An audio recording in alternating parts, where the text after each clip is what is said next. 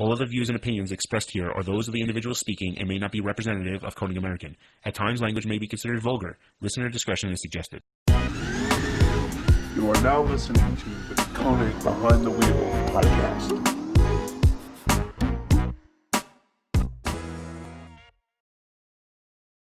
What's going on? Welcome back to another episode of Wheel Wednesday. I'm Scott from Konig, and of course, that is Nick from Konig. What up? And, yeah, what's happening? Welcome back. Yeah. I feel pretty somber. This has been a pretty rough week in general, I think. And, I don't know. Look, we're going to steamroll through here, and we're going to take on a wheel-related topic, which is the lane and the wheelhouse that we know. How's everything been going by you? You almost ready to try doing this work thing soon?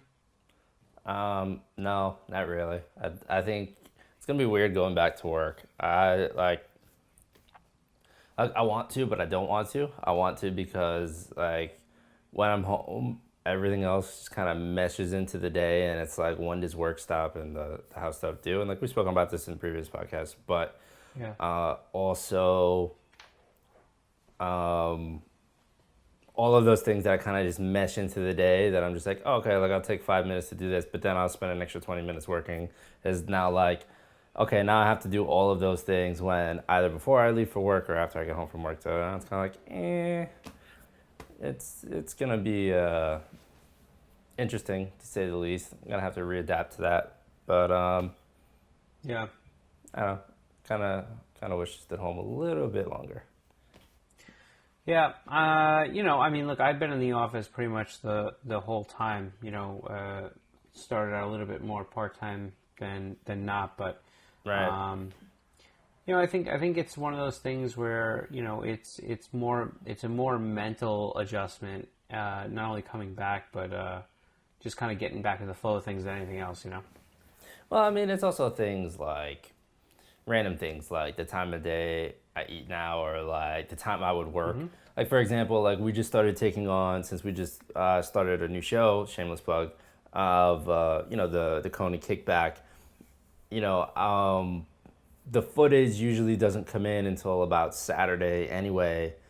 So I would either stay up late Sunday or work really early Monday in order to get that done on my own time, and then just continue working throughout the day to just get it done and get it out the way. So now I'm just thinking in terms of scheduling wise, how it's going to work. All right, if I have Monday, now instead of, let's say if I have Sunday night or into Monday, really early Monday morning, now it's okay, I have just let's say these 8 hours where I don't know, what if it took 10 hours one day or 11 hours, just kind of the time constraint thing. But I don't think it'll be too different from when I first started working with Konig, because that was the kind of scheduling I would be on anyways. I would work from 11 o'clock at night to 4 o'clock in the morning, just because it was empty and I could just focus on that. There's nothing else to do. Yeah, and I think that there's a lot of adjustment. There's also a lot of adjustment that will have to happen. But listen, I think everybody's got to be walking through that a little bit as we go. And we'll see how it goes. It's gonna be weird going back to the office, but it'll be fun. Man, it won't be. It's kind of like riding a bike. You'll be on it in no time. So let's see. So what's interesting to me is, being that everybody was running around and trying to, some people would be in the office, some people weren't. Randomly, if the phones started to overflow, I randomly grabbed the phone. And so I've gotten to speak to a lot of different people on the phone that maybe I don't necessarily normally deal with. Some tech support stuff, some different things here and there. And I had a good one that I've heard multiple times the past couple weeks, and that is, what do I do if I lost my wheel key? Right. So here's the thing. Konig doesn't make or manufacture any installation hardware, meaning that any hardware that you get, lug nuts, hub rings, keys, etc., for your lugs, they do not come from us. There is no way that we can ever tell you what brand of hardware you have on your wheel. Right. We have no idea. That comes from an installer, that comes from a retailer, and it doesn't come from us. So, well, but chronically, it also comes from manufacturers, OE, key locks. Yeah, I mean, it does, I guess. I understand what you're saying. I was relating it a little bit more to us, but like you're right. Like if you buy a BMW, you know, it comes usually with some sort of wheel lock or key or something like that. Or like Hondas, like my CRV came with the keys for it, for the special locks. Right. Now, which helped on your back tire. Well, actually, that was kind of my fault. So it only used 4 to hold them on, and my laziness only put the 4. I didn't put the lock, so I just put the 4 out of 5 studs in there, lug nuts in there, and that's why I no longer have a back. Which I took the mount off the back, so I don't have a flat back. Which it looks cool, but you know, if I get a flat, I'm a Flats Creek. I'm plugging it. After we made that video of top 10 wheel and tire tools. You went to Harbor Freight and you bought one. I went to Harbor Freight and I bought one. Yeah, as all smart people. Speaking of which, the video is linked down below. Yeah, dropped the video the other week. So, me too. Sorry, it's not you, it's me. So, one of the things I wanted to talk about, I guess, is some thoughts about what do you do if you lose a wheel lock key, or you have hardware that actually has some sort of pattern on it. Example of this would be spline drive hardware, where there's actual splines that are in the lugs, and you have a key that would get inserted into that area.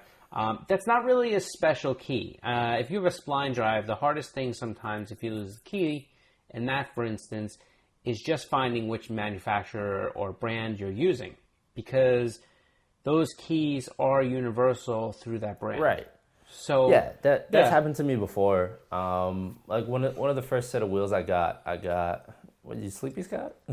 I'm so tired. Well, we filmed these guys. We filmed this for you at night, and sometimes it gets very late by the time that I'm free or get home from work or the office and eat something, and then Nick gets available. So it's not you, but yes, I'm tired. Anyhow. So the first set of wheels I bought, I had the spline ones, and I lost the key for it. But in that sense, like, it was a universal one. I literally just went to, I think they actually sell they sold like key sets for like that specific manufacturer that made them. Yeah. So I bought like a little set, and it came with like 3 or 4 of them, of like different sizes, and I found the one that fit. Yep. So there's a couple of different types of locks, and I'm sure that I'll name a few and somebody will point out a few more. But basically, again, there's splined hardware or styled hardware where it has different types of keys. One spline would have those splines in the key. Another type would be the one that has the hex that's in the middle of the lug, and the lug is actually round. Right. There'd be a key for that. Sometimes they're just really deep down lugs, and they'll actually have an extension socket that's made to go onto them. They'll be big, really thick-walled, really large diameter lug nuts, and if they fit into the hole, but they won't be good enough, so they give you this special, like, thin socket key to use. There's some other keys, like the ones that Magard makes, which have they're round, and they have that like weird shape that's on the face of the lug nut, and you have to use that special key. Mm-hmm. So there's different types of locks, and so what do you do if you've lost the key? So let's break this down. If it's a spline drive set, for the most part, I would say the best option you should work with is, if you don't know the brand, go to a local wheel and tire shop. Most likely these guys, if they're putting on different types of hardware, they'll have a box where they kind of have some keys miscellaneous. Right. and they should be able to at least tell you what brand you have or order your replacement key or anything like that. So start there. If you can't find it after that, I would say, you have some options. One option is you can hit the bay and get on there and just start ordering a few. They're not that expensive. Order a few different brands and hope you strike the jackpot. Another option would be obviously calling some of your buddies and hoping that they have some spline drive hardware as well. Try their keys.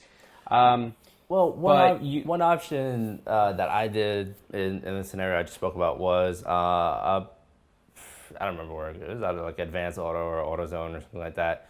I had bought my lug nuts from there, so I just went there and I was like, oh hey, like, do you guys happen to have? And like, usually the guys at like the auto parts store are like super chill, like, they'll lend you out tools or like let you open the package to see if it fits before like actually purchasing it. So like they literally let me go in and open up the package and look at it and be like, okay, yeah, like this one actually fits. So all right, I'm gonna purchase, this set that has the one I need. So that's what made me end up buying that. Yeah, which is fine as long as it's a type of key or hardware that's identifiable. But when it's not, it can be a real task trying to figure out which hardware goes to what. So now, again, going back to the spline drive thing, if you've exhausted all options and now you just don't know what to do, the interesting part about this, and we're using all good intentions when we give you these tips, so please don't use them for other things.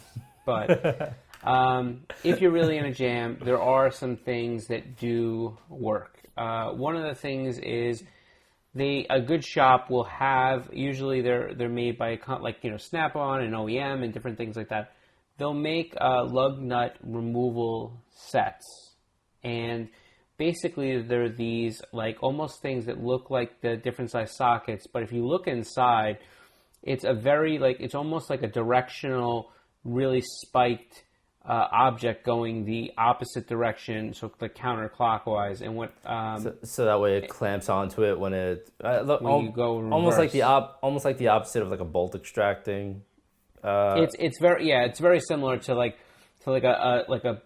nut extractor in the sense that you basically what they'll do is they'll put it on. There's an extension piece. They smack it onto the socket, and then they use some sort of an impact gun to whiz it off. And because it's going the opposite direction, it actually grabs harder than where you go into reverse.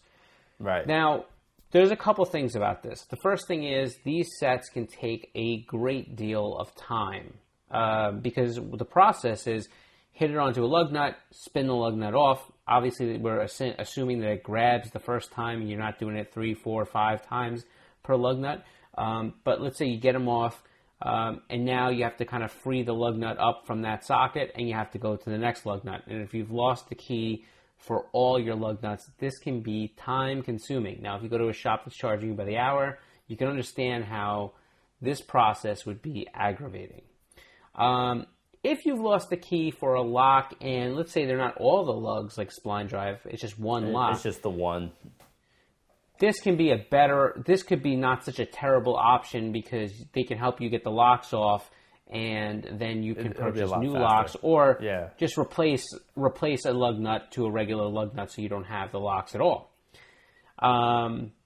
Then there's obviously, if we're down to one lock type thing, you could always go the route of finding the closest socket size, and I saw that.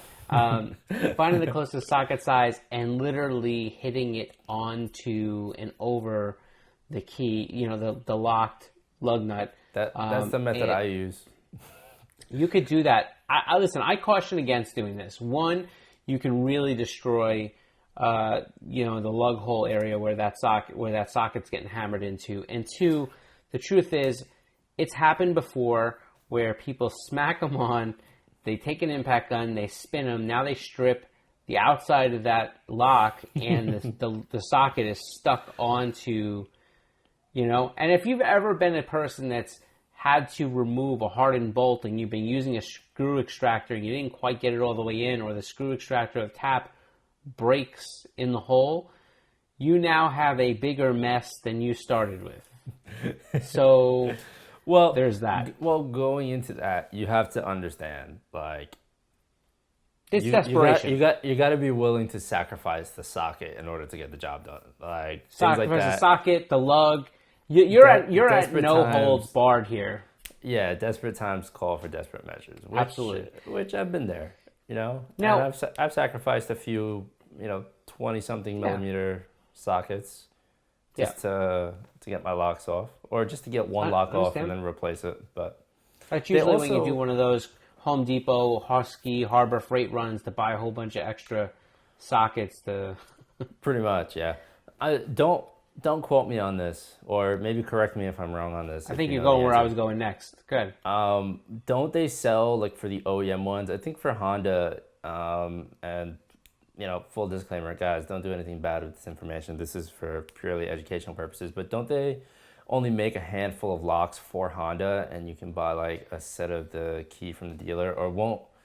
Like OEMs, can't you just go to the dealer and get the specific key for the answer is yes and no. And the yes part is that some vehicles, some models, and some model years, certain vehicles, they did have what's called VIN recorded locks.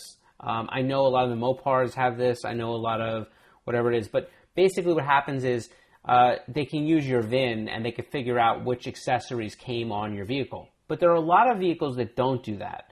Are there some manufacturers in certain years that may have only used 4 different key styles, 5 different key styles? If they're OE, yes.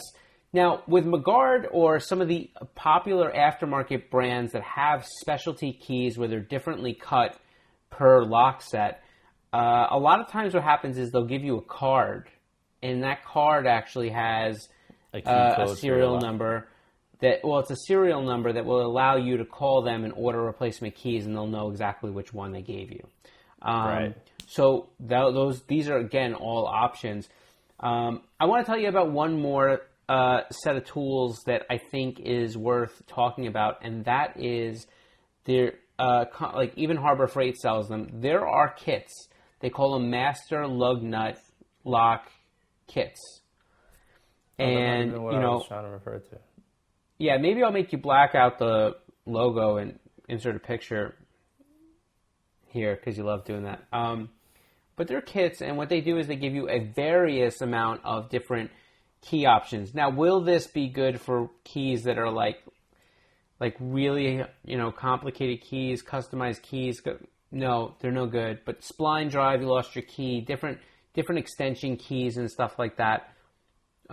This kit usually has quite a bit of them, and you can get them fairly inexpensive, $50-$60. And when we say that that's expensive, you're never going to use it again, the answer is you're right. But if you're going to start sacrificing your wheels, tires, it's taken into a shop, it's going to charge you, $89 an hour or whatever it may be to sit there and try to remove the lug nuts.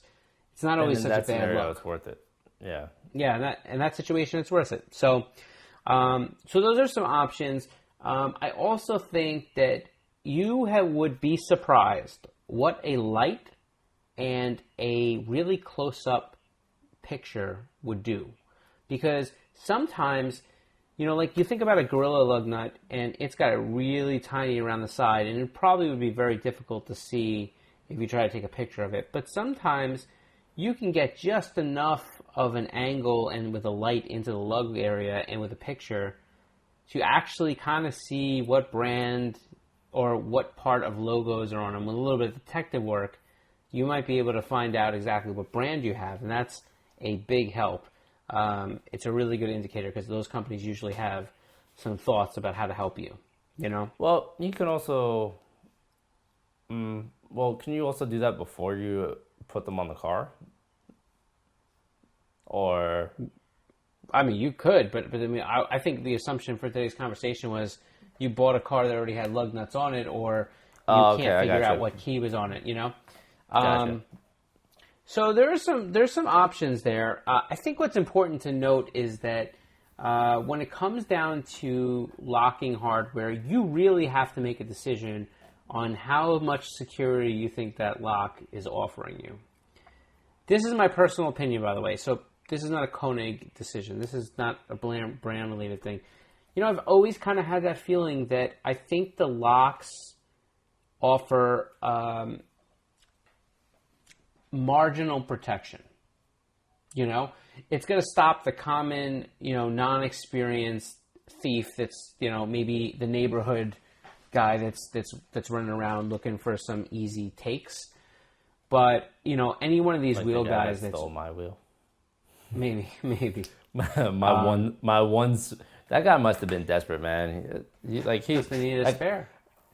It had no tread on it. He Yeah.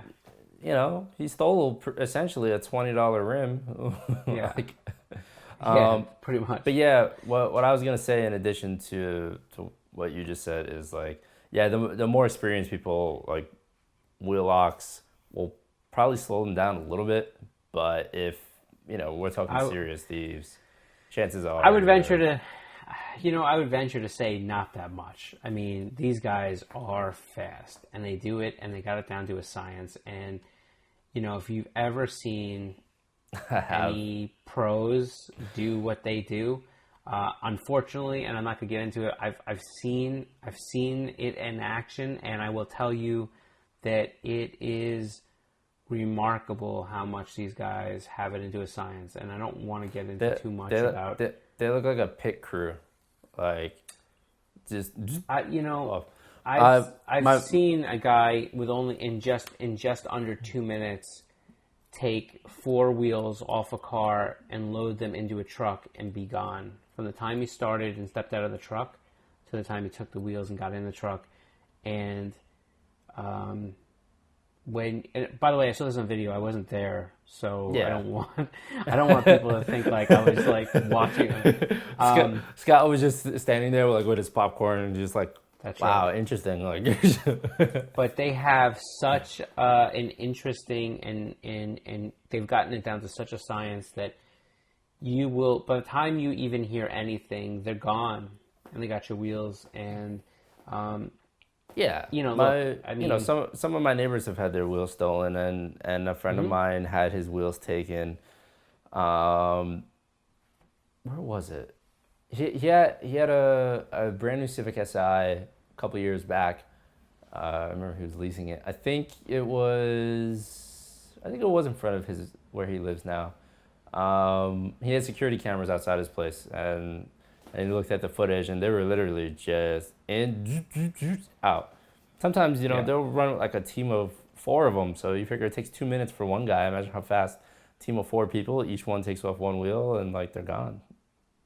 Yeah, they got it down to a science. I mean, I don't want to give any tips to people looking to steal wheels, but right down to the way that they jack up a car, and they know how to maneuver the car. So literally, they, can take the jacks back with them and everything, and I mean, it's absolutely, it's incredible.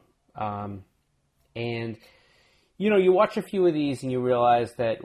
Lug nuts and locks and all the whole thing. I think that they work to a point. And so don't think that they're foolproof security. Be smart when you start talking about your wheels. Really just think how you can protect yourself the best you can, and then make sure you have good insurance, because that's the truth. I wish I could say it wasn't, but especially for the new. I mean, how does that work for aftermarket? I mean, you can get insurance for will insurance cover your aftermarket wheels if they get taken, or do you just tell them that it was OE wheels? I know those new. I know a lot of wheels on new cars are really expensive. I think really expensive. I think the new Honda Accord wheels are upwards of $2,000 for a set. Yeah. I mean, so what's interesting is that I've had cars stolen from me before. I've had cars vandalized before, and I've had theft done on cars where they left the car. And I live in New York. I don't know. I don't know what to tell you. And I've always driven cars that have been modified. You know what I mean? Which is why I think as I get older, I choose to drive a car that's not modified every day, so I don't have to think about it. Yeah. Well, and think about it. I don't want to go into the store and come out, whatever. But so that's why I've gotten to the point for myself and I don't think everybody should do this, but for myself, where I have toys, I have cars, and I drive them, and they're in garage otherwise, and that's kind of where, or they're stored properly. I don't take, my cars out with stuff like that every single day. Anyhow, right, I feel that. I think that with cars that are, stolen and different things like that. I mean, look, are there insurance companies that will cover aftermarket wheels and modifications? Yep. You can add a rider to a lot of policies and put those modifications on there, submit the receipt, and they'll adjust your premium as per how much you spent on things. Look, I don't want to get too much into the cost of things, but I will point out some things which are, one, very often in many, many cases, the OE wheel and tire package is more valuable or costs more for them to replace than your aftermarket package. Now, there's some caveats to that, which means that some insurance companies write for what they call LKQ wheels or LKQ parts, and they also write for aftermarket or reproduction good as new replacement parts. So let me tell you what that translates down to three things. One, they're saying that they have the right to call a junkyard and find a good condition set of wheels, have them refurbished if necessary, and put them onto your car. That's number one. That's the LKQ option. The second part about this is the repo replacement option, which is when when they can get you a remanufactured wheel. There's plenty of companies out there that sell remanufactured wheels, and they have the right to do that. The third is what they call a reproduction wheel, meaning that as long as it appears to be like the OE wheel that was on your vehicle pre-loss, they'll give you that. It could be that, and there's companies that actually manufacture OE-looking wheels. They will even accept OE center caps for the sake of replacement. Obviously, the last one would be that they pay all the money and they buy them from a dealer and replace you with brand new OE equipment. So, with all that said, there are different evaluations that you would get for certain things, and if you were to unfortunately suffer a loss to that effect, there'd be different ways you'd have to deal with things based off of what your policy are, what your limits are, terms, etc., etc. But I will say one of the best things that you can do if you have any loss is read your policy. Find out what's covered. Even if you don't have a loss, maybe before the loss, read your policy. Know exactly what they will replace, what they won't replace, what you're covered for, what you're not covered for. And it should give you a good idea. I mean, look, you may choose to have modifications on a vehicle, and, the insurance company may not pay for those modifications, but you may feel that, what, I'm okay with that. Like, it's a calculated loss. If I lose the car, or I lose those modifications because of theft, I'd rather, it's my thing, not them, Right. And you'll find other people that will cover it. So, look, it's one of those things, but the good news is if you have a Konig wheel and you lose it, you just call us up, and as long as we still make it, you can buy another one. Exactly right. So anyhow, those are some of my tips for keys. Remember, wheel manufacturers, for the most part, do not manufacture hardware. Are there some that produce hardware as an accessory? Absolutely. Are there some that do include them in the box? Few and far between, but I guess it's possible. There are a few companies out there that may do that. The reason that most of them don't do that is you would only really find that with companies that either sell direct to the public or produce model or vehicle or make specific wheels, or they're somehow speaking to the retailer about what car is being ordered for. A company like us, we generally don't see what the wheels are being ordered for, so we would have no idea what hardware, hub rings, anything like that to put in a box. We just don't know. So, listen, so you have some options. When you get stuck with this stuff, and you have an issue with keys and lost keys, it really is a big deal. Like, speak to a local wheel and tire professional. If you're around a good, knowledgeable guy, they usually can help you out, and they've dealt with this 1,000 times before. But everybody knows what kind of a pain in the butt it is when you go to get your brakes done or something. You drop your car at the shop, and they call you about 25 minutes later or an hour or 3 hours later when they're finally getting you your car, and they say, hey, where's that lug key? Because I can't get your wheels off. And you're like, what lug key? And that starts the ordeal that takes you down the slippery slope of awfulness. So, I hope some of these tips will be helpful. Nick, he likes to use wheel locks on his back wheel on a CRV, which is why he doesn't have a spare right now. No, I don't. I don't like to, which is why I don't have. I think most of us knew where I was going with that. If anybody has a spare CRV wheel, let me know. First gen CRV. A weird note. I was at my mom's house over the weekend, and I found a bunch of stock WRX bug-eye wheels and tires. I found a bunch of DSM wheels and tires that are just sitting there, and I got to get rid of them. So if anybody out there is looking for first gen wheels for a DSM, or is looking for stock WRX bug-eye stuff, then we'll trade you a full set so I can get one spare tire. I think I found a full axle. I found a full turbo back stock WRX exhaust there. I found a whole bunch of stuff that I like. Nice. Somehow I'm like, I now can you use get rid that of it all. exhaust. Yeah. Yeah. For what? Modify it. For don't worry about it. Well, come get it. Come get it. It's yours. So I'm gonna Frankenstein a turbo kit onto the Miata. Whatever you need to do. So that's about it. You have anything else you want to add for these beautiful people? Nope. I think that's pretty much it. Don't use any of the information we gave you to steal wheels because we are not liable and you will go to jail. What Nick meant to say was this information was to be helpful. Don't do anything bad with it.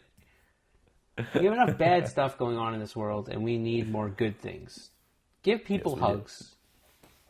Support people. Everybody needs to be treated equally. Hugs. The whole thing. I mean, I'm telling you, it's like the hate that everything feels so vile. Well, Scott, and we it should can't feel give good. hugs because there's a global pandemic going on. Yeah, that's accurate. This whole year has just felt awful. Anyhow, with no more doom and gloom. This is what happens when you get us really late at night. It gets bad. So we hope that you guys are all doing well, and we wish you, your families, just an absolute safe time, and wherever you are, our thoughts are with you. So on that note, I think we're going to get out of here. For more info on the podcast, head over to konigwheels.com/podcast. And if you haven't checked out our YouTube channel with some of our content, please head over there, subscribe. We're doing our best to put up wheel-related type content for you, and we hope that you are enjoying it. So with that said, we will be getting out of here, and we will catch you back here next Wednesday. Take care. Peace.